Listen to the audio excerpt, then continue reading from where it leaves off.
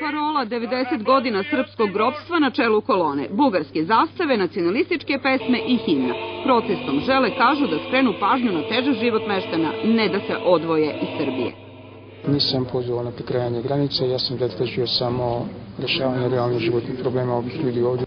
Iz Bugarske su da podrže skup stigle pristalice nacionalističke partije Ataka u par autobusa, ostali su zastali kod granice.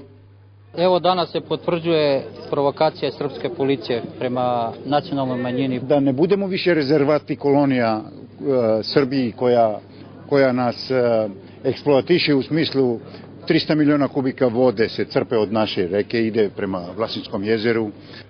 Traže da deca u školama uče na maternjem jeziku, kulturne, sportske kontakte sa Bugarskom. Za lokalnu samoupravu ti zahtevi su neosnovani.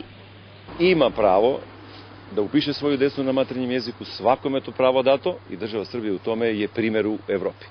Po poslednjem popisu, oko 10.000 stanovnika ima Bosilegrad, većinom su pripadnici bugarske nacionalne manjine. Za njih su ekonomska pitanja važnija od političkih. Treba valjano razmatrati kako da se ovaj kraj izvlači iz ekonomske zaostalosti. Rađeni u Srbiji ili Bugarski? Pa i Srbiji i Bugarski. Ja živim u Srbiji, ali sam Bolgarin. Demokratski savez Bugara, organizator protestnog skupa, je parlamentarna stranka. Imaju 2 opoziciona odbornika u lokalnoj skupštini.